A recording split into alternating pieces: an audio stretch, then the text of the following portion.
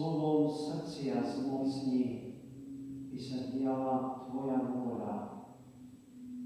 Nech svet pozná silu tvoju, čo všetkých vedie ku pokoju.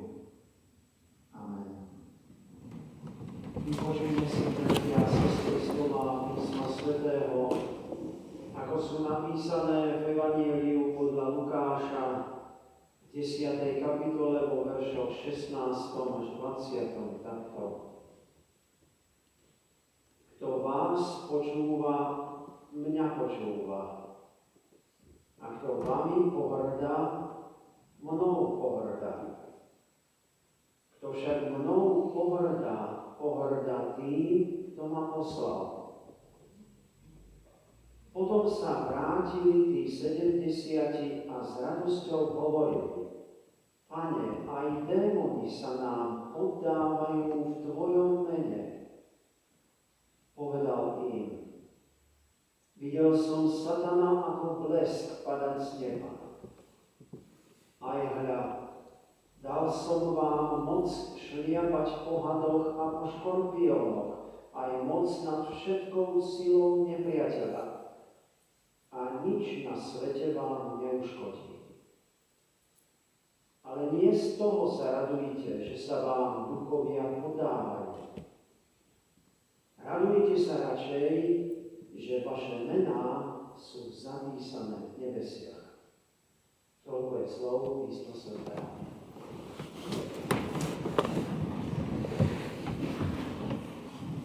Milé sestry a bratia, Pánu Ježišovi Kristovi. Na začiatku kapitoly, z ktorej je vybratý tento kázňový text, čítame: Potom si Pán vyvolil aj iných, 70, a podloh poslal ich pred sebou do každého mesta a na každé miesto, kde sám chcel ísť. Toto svoje rozhodnutie potvrdil slovami, ktoré sme počuli na začiatku. Kto vás počúva, mňa počúva. A kto vami pohrdá, mnou pohrdá. Kto však mnou pohrdá tým, ktorý ma poslal.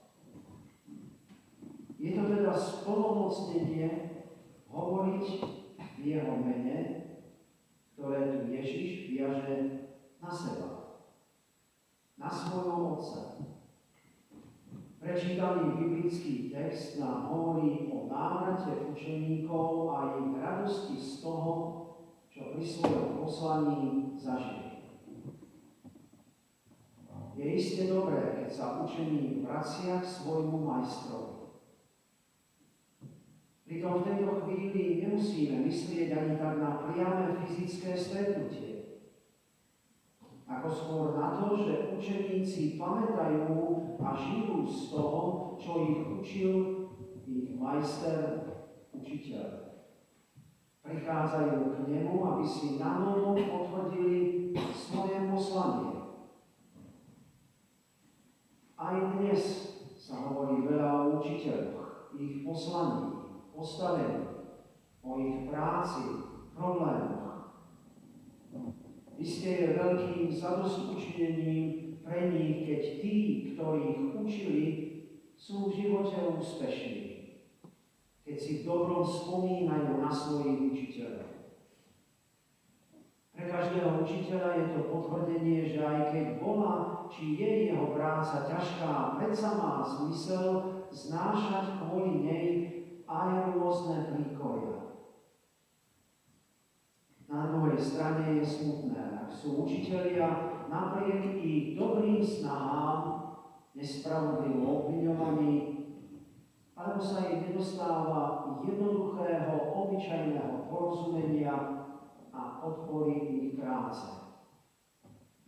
Alebo sa od nich očakáva, že budú robiť to, čo je vlastne úlohou a poslaním rodičov.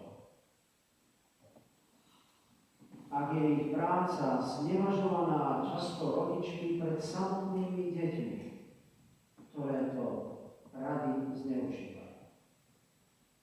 Ale prenesme sa zase z tejto reality znovu k biblickému textu. Čítali sme v ňom, že učeníci sa vrátili k svojmu majstrovi, učiteľovi a s radosťou mu hovoria o tom, ako sa im darilo, keď sa im poddávali sily zla v jeho mene. Je dôležité tu uvedomiť si, kto je to vlastne ten majster. Môžeme povedať, že ide o učiteľa všetkých nás. Pred učeníkmi aj pred nami je ten, ktorý má moc. Tak si to uvedomovali ľudia pri Ježišovi pri iných príležitostiach. Ale môžeme si to uvedomiť aj pri jeho zvláštnych slovách. Videl som Satana ako blesk padať z neba. Znamená to, že práca Božia cez prácu učeníkov tu prinášala svoje ovocie. Pred učeníkmi aj pred nami je ten, ktorý pred svojou smrťou na kríži zápasil s pokušiteľom a jeho pokušením. Má zmysel, aby si sa obetoval za ľudí, ktorí sú toho nehodní. Pred nami je jeho umieranie na Golgotskom kríži. Nie za svoje chyby, ale za nás, ľudí. Pred nami je jeho víťazstvo nad smrťou. Jeho moc, múdrosť, pravda a láska sú obsiahnuté v jeho službe ľuďom. Hoci práve ľudia túto jeho službu znevažovali. Toto je ten majster a učiteľ. Vidíme, že jeho cesta nie je vôbec ľahká, ani radostná. Nestretáva sa na nej s veľkým uznaním. Napriek tomu neodchádza z tejto cesty, lebo je to cesta života. Cesta dôležitá pre každého z nás. A tak stretnutie učeníkov s Ježišom z nášho biblického príbehu sa pýta aj nás. Možno sa nám to zdá zbytočná otázka. Je Pán Ježiš Kristus aj pre mňa, pre vás, tým, ku ktorému prichádzame? Je to ten, od ktorého sme ochotní prijímať múdrosť, pravdu a moc života? Nebýva to častejšie niekto, kto nám je sympatický, kto nám neprotirečí, kto má podobné názory ako my, teda človek so svojou porušenosťou hriechom? Tieto otázky nechcú byť proti spoločenstvu s ľuďmi, s našimi blížnymi, ale skôr nám chcú pomôcť uvedomovať si Ježiša Krista v jeho lícosti, čistote, neporušeného človečenstva. Táto neporušenosť hriechom ho neviedla k povyšovaniu sa nad hriešnika, alebo k zavrhnutiu hriešných ľudí, ale naopak dávala mu slobodu k jeho službe láskou, ktorá sa obetovala až po smrť na kríži. Ježišovi učeníci majú radosť z toho, čo sa dialo skrze nich. A je radostné aj pre nás, keď spoznávame, že sa medzi nami v užšom či širšom prostredí darí premáhať síly zla. Ale často nás prekvapí, ako sa tieto síly rýchlo objavia v nás, medzi nami, po svete. A ako zdĺhavé a ťažké je ich premáhanie. Poznali to aj Ježišovi učeníci, keď nepriatelia ich majstra dosiahli na Golgote to svoje. Napriek tomu, cez bolesť, pochybnosti, prišla radosť o vzkriesenom Kristovi. Váš smútok premení sa na radosť. Počuli sme v dnešnom evanjeliu. A tak sa práve Golgotou a vzkriesením naplnilo vlastne Ježišovo. Videl som Satana ako blesk padať z neba. Áno, kríž Kristov je porážka toho, ktorý vedie proti Bohu. Potrebujeme sa, milé sestry a bratia, neustále stretať s vzkrieseným Pánom. A máme tu možnosť. Máme možnosť počúvať radostnú zvesť Evanjelia. Vo vzkriesenom Kristovi je zlomená moc hriechu a smrti. Ale vo vzkriesenom Kristovi sú mená všetkých, ktorí uverili v Neho, ktorí naplňajú ním dané poslanie a tešia sa z Jeho moci. V tomto Kristovi sú ich mená zapísané v nebesiach. A to je viac, ako keď sa nám v pozemskom svete darí, ako keď sme úspešní, alebo v pozemskom svete premáhame zlé. Preto Pán povedal svojim učeníkom: dal som vám moc šliapať po hadoch a po škorpiónoch, aj moc nad všetkou silou nepriateľa, a nič na svete vám neuškodí. Ale nie z toho sa radujte, že sa vám duchovia podávajú. Radujte sa radšej, že vaše mená sú zapísané v nebesiach. Pre toto všetko je dobré stretať sa s Kristom. Dobré pre nás, pre naše deti, aj pre našich potomkov. Sú to síce stretnutia iného druhu, ako vtedy s učeníkmi, ale nič to nemení na reálnosti týchto stretnutí, lebo Kristus je živý a už viac neumiera. A ako sme počuli, Pán si nenecháva moc pre seba, ale dáva z nej práve nám, zlyhávajúcim a slabým. Je dobré stretať sa s ním, aby sme našli aj prameny radosti práve v ňom. Tým pramenom sú jeho rady, jeho napomenutia, jeho riešenia našich životných situácií a jeho každodenné dary. To je aj výstroj, ktorú potrebujeme všetci na ceste svojho života a do jeho zápasov. Stretnutie učeníkov s Pánom má pre nás ešte aj iný rozmer. Upozorňuje nás na pokušenie úspechu.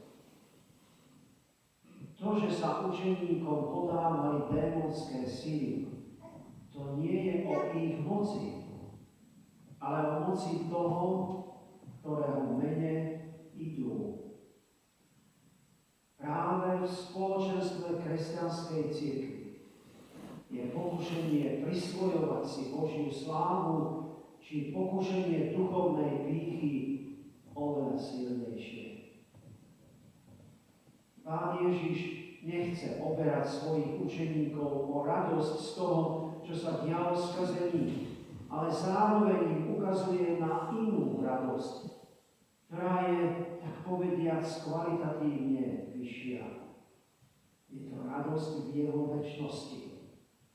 Radosť v záchrane života a spoločenstva s ním. Aj oni, učeníci, sú totiž medzi tými, kvôli ktorým Ježiš prišiel konať svoje dielo vykúpenia. A rovnako tak aj my. Aj keď sme azda používaní Pánom Bohom pri spravovaní jeho stvorenstva či budovaní jeho kráľovstva tu medzi nami, ani tak si ešte nevyslúžime spasenie. Videl som Satana ako blesk padať z neba. Tým je učeníkom naznačené, vaše víťazstvo je vo svojej podstate víťazstvom Božím. To preto sa vám podávajú démoni, lebo cez vás, ktorí konáte v mojom mene, pôsobí moja moc.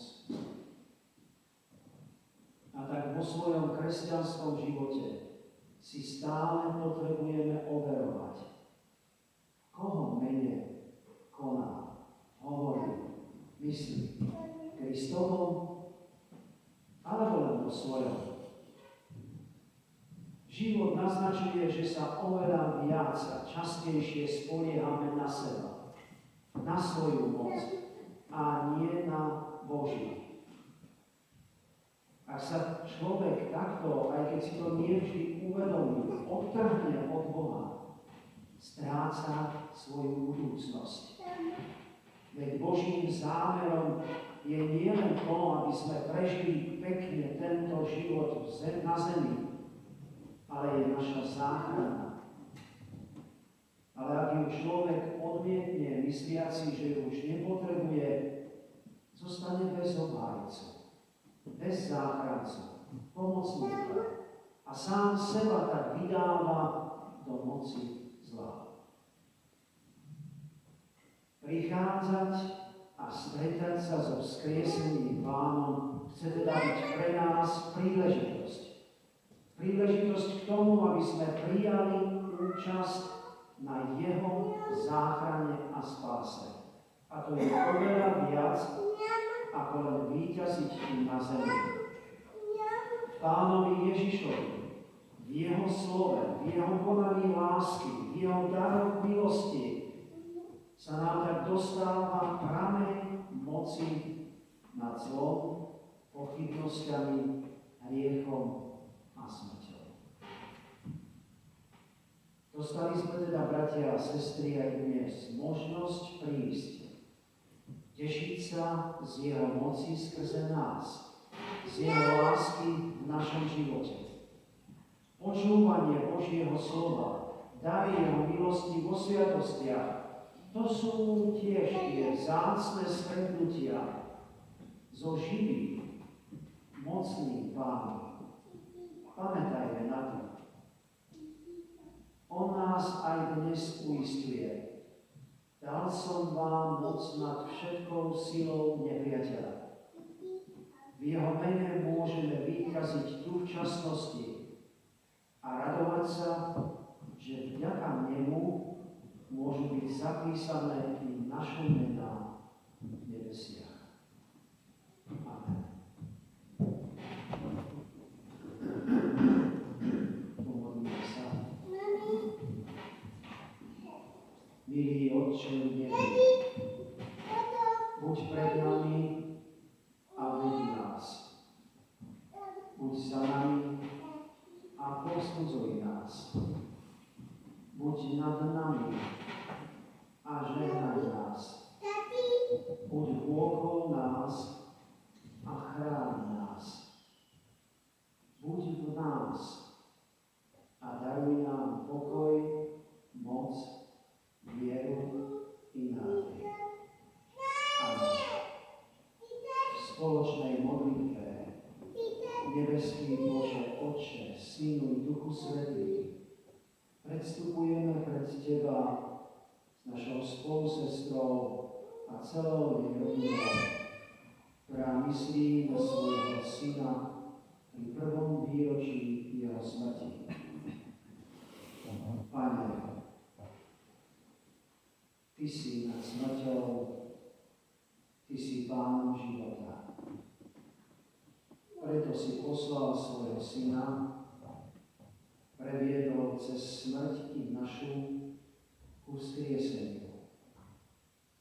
A tak nám otváraš do temnoty a von z nej svetlo života. Ďakujeme Ti s našou spolusestrou za dar života, ktorý si dal i jej synovi. Za všetko to, čím si jeho život požehnával čím si mu pomáhal a viedol ho. Prosíme ťa, daj spomínajúcim, ale aj všetkým nám uznávať, že pri Tebe je naše útočisko v každej chvíli života i v tej poslednej. A Ty nám dávaš nádej, že smrť, náš život je v Tvojich rukách. Vypočuj nás, keď sa odovzdávame do Tvojich rúk a prosíme o Tvoje stále sprevádzanie, povzbudenie a potešenie. Amen.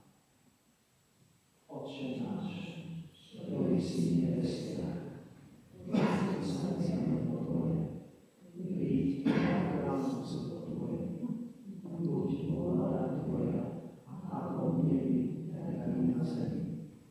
Chlieb náš každodenný daj nám dnes a odpusť nám viny naše, ako aj my odpúšťame vinníkom svojim. I neuvod nás do pokušenia, ale zbav nás zlého, lebo Tvoje je kráľovstvo, i moc, i sláva na veky. Sláva Bohu Otcu, i Synu, i Duchu Svätému, ako bola na počiatku, i teraz, i vždycky, i na veky vekov. Oznamujem vám, bratia a sestry, že v nasledujúcom týždni okrem pondelka, kedy sa zúčastníme vo zvolenie Všeobecnej pastorálnej konferencie, bude výučba náboženstva podľa dohodnutých rozvrhov. Konfirmačná príprava v týždni, prvý ročník v pondelok nebude mať výučbu, druhý ročník bude mať v stredu o 3:00, vo štvrtok o 3:45 a v sobotu všetci o 10:00 zborovej siedmi. V stredu 20. apríla budeme mať večerné služby Božie o 18. hodine. Pozývame vás do tohto spoločenstva. Piatok o 17. hodine máme svoje stretnutia dorast cirkevného zboru zborovej siedmi na fare. O týždeň v nedeľu 24. apríla nám pripadne 4. nedeľa po Veľkej noci. Služby Božie budeme mať do poludnia o 8:30. Prijali sme aj milodára, známa sestra a celá rodina myslia na svojho zosnulého syna, manžela a otca pri prvom výročí jeho smrti a prosia o Božiu prítomnosť, potešenie a pomoc. Na cirkevno-zborové ciele venovala 20 eur. I za tento dar úprimne ďakujeme a prosíme Pána Boha, aby sa priznával k darkyni, ale i k jej blízkym a ku všetkým nám svojou milosťou. Príjmite. Pokoj Boží, ktorý prevyšuje každý rozum, ten nech chráni a zachováva vaše srdcia i vaše mysle Kristovi Ježišovi, našom Pánovi, životu a k spaseniu večnému.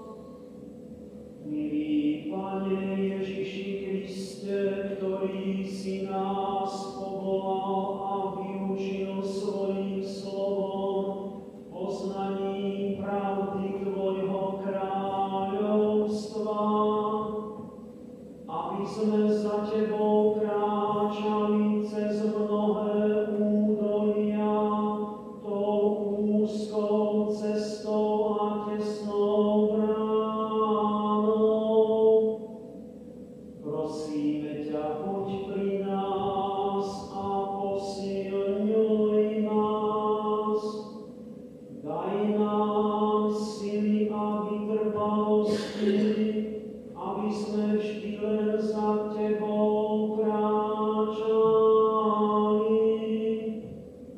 aby sme boli tichí, pokorní duchom a poslušní, ako si Ty bol svojmu a nášmu nebeskému Otcovi. Chráň nás od zlého a posväcuj nám cestu svojím slovom, aby sme z Jeho